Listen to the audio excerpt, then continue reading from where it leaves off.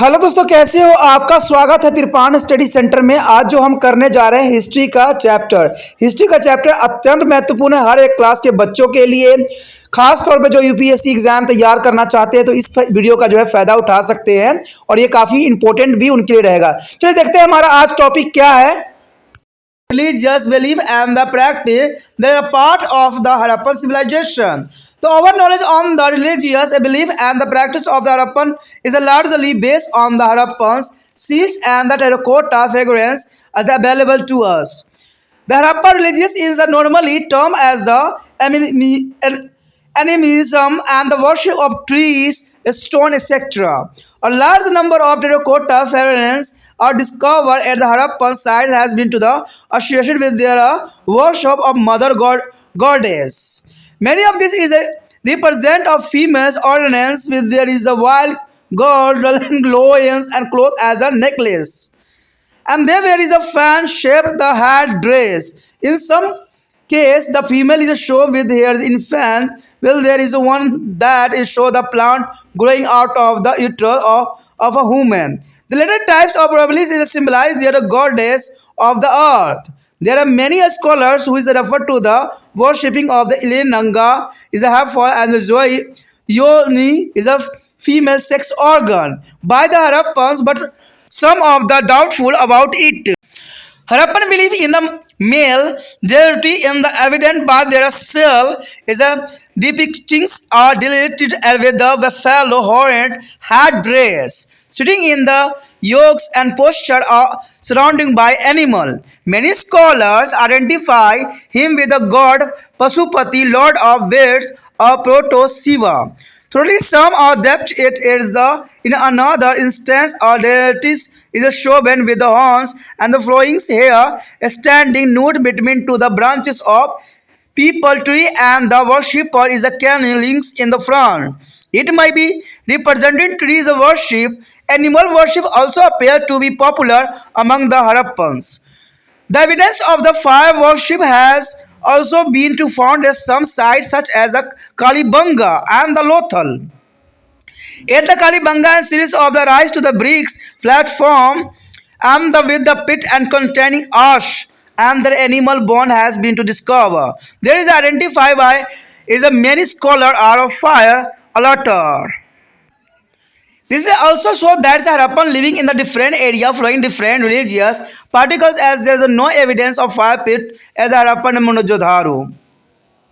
The burial practice and their rituals related is with them has been to the very important aspect as religious any culture. However, in this is a context is Harappan cities has not yarded any as maintenance such as the pyramids of Egypt of the royal cemeteries as a UR as a Mesopotamia and the dead body were generally studied to the north-south direction with their head. Or here show the diagram of the is a goddess. Goddess, a mother goddess here. There is a most important diagram here. Here show the mother goddess for the Monojodharo and second here symbolic is a pupils trees is a Monojodharo. There is a most important diagram show here a mother goddess and symbolic people's trees from the Monojodharo. The Harappan civilization here dead body of the northern to southern side is a head and toward the north and the feet is a to about to south. There are dead where is a beauty with the wearings a number of earthen pot. In some graves there are dead where is a beauties along with there is a goods such as the bangles, beads, copper, mirrors, and this may be indicate that is Harappan is a belief in their after life after death. The life after death is the most important theory here. As the Lothal is a joint of the double vowels with a male and female body.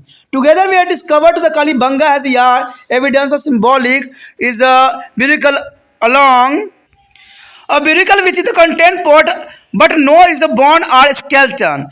This difference is a practice in the different religious or Harappa civilization may be reflect is a diversity in the religious belief. Here show the diagram here a picture of Hambed's bull seals from the Monojodharo. There is a most important here bull seal from Monojodharo found in a Monojodharo site.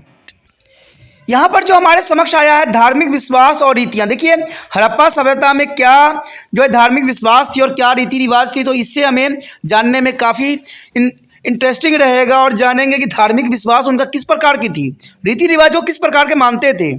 ये हमारा जो Harappa civilisation हम जो कर रहे हैं उसके regarding है। हड़प्पा के लोगों को धार्मिक विश्वास और रीति रिवाज के संबंध में हमारी जानकारी अधिकतर हमें जो उपलब्ध जो है मूर्तियों पर आधारित ही है, यानी मूर्ति जो समय मिली थी उसी पर आधारित जो है यहाँ पर साक्ष्य है।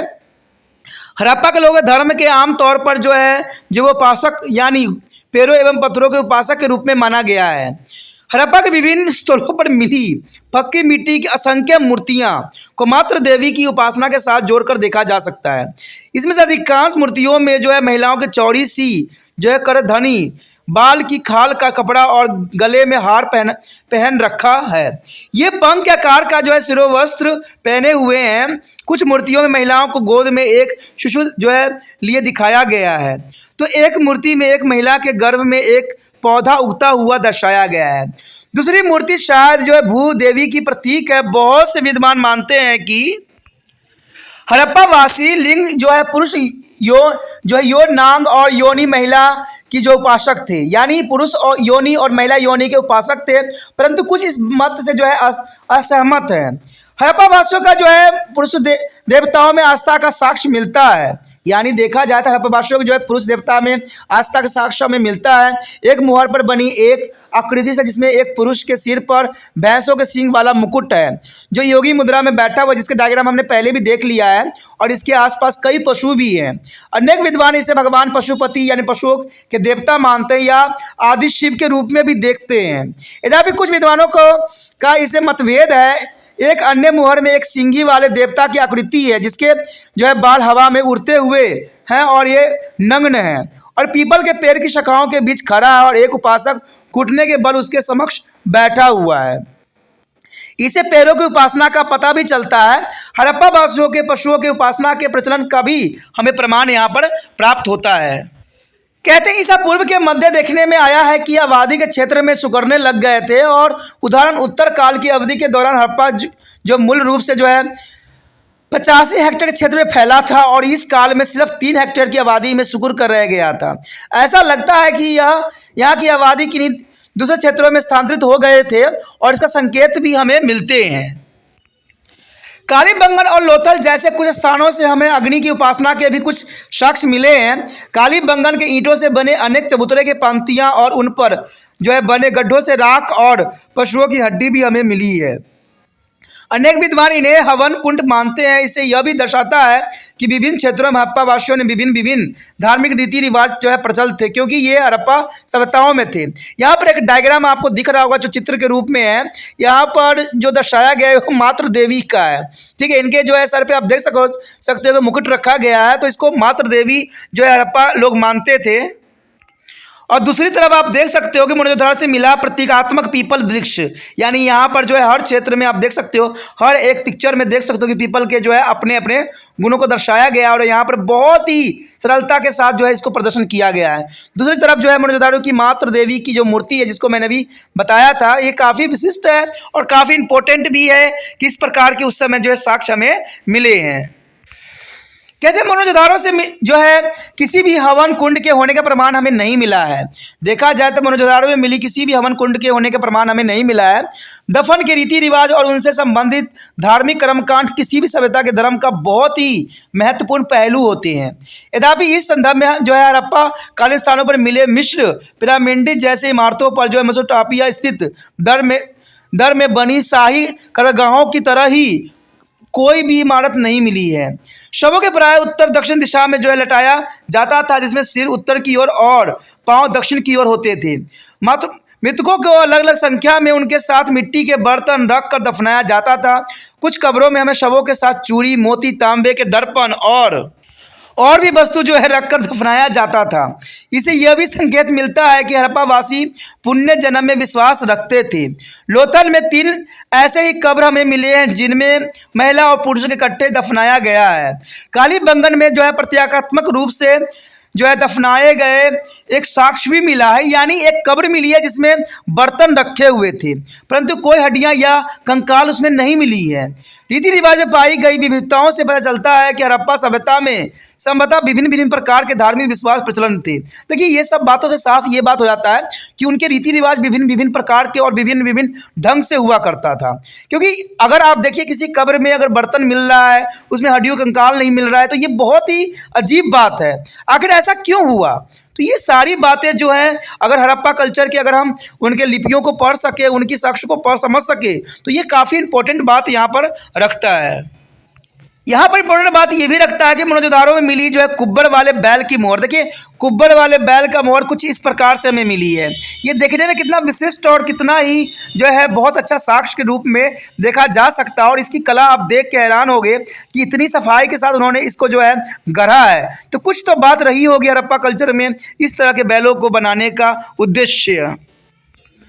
So our next topic is the script. The Harappan various literate of people or Harappan seal are engraved with the various sign or character. Recent studies suggest that Harappan script is consist about 400 sign and that it was written from the right to left. However, the script has not been to the disparate as yet. It is believed that there is used to the ideograms and graphical symbol or the character to the convey their idea directly. We do not know to the language there spoke through the scholar believe that there spoke a Burahi and the dialect used to the Baluchis and people in the Pakistan today. However, the further research along can unravel there is a mysteries and the enable us to know about a more Harappan script. Script यानी लिपि। देखिए लिपि जो है कई मानने में important है, यहाँ पर रखता है। हड़प्पा भाषी शिक्षित थे। हड़प्पा की मुद्राओं पर अनेक प्रकार के चिन्ह या आकृति बनी है। हाल ही में किया गया अध्ययन से यह संकेत मिला है कि हड़प्पा की लिपि में लगभग 400 चिन्ह हैं और इसे जो दाएं से बाएं ओर लिखा जाता था, परंतु अभी तक इस लिपियों को पढ़ा नहीं जा सका है। ऐसा समझा जाता था कि ये अपने भावों को सीधे व्यक्त करने के लिए किसी भाव चित्र यानी चित्रकृतियाँ चिन्ह या अक्षर का प्रयोग किया करते थे। हमें उनकी भाषा कोई भी जानकारी नहीं मिली है, परंतु कुछ विद्वानों का विश्वास है कि ब्रोही भाषा ये बोलते थे। ठीक है, यानी ब्राहुई भाषा जो इनका मुख्य बोली थी, जिस बोली को जो है पाकिस्तान के बलूची जो है लोग आज भी बोलते हैं। यद्यपि अभी इस बारे में साफ तौर पे कुछ नहीं कहा जा सकता। अब देखिए बहुत बड़ी बात यहाँ पर आ गई कि पाकिस्तान के क्षेत्र में अगर लोग बलूची भाषा बोला करते हैं, तो इसका मतलब है कि उन्हीं में से कुछ व्यक्ति जो है अभी पाकिस्तान के क्षेत्रों में निवास कर रहे हैं। तो इसका साक्ष्य अभी तक मिला नहीं, तो इसके बारे में कुछ कहना स्वाभाविक बात नहीं रहे।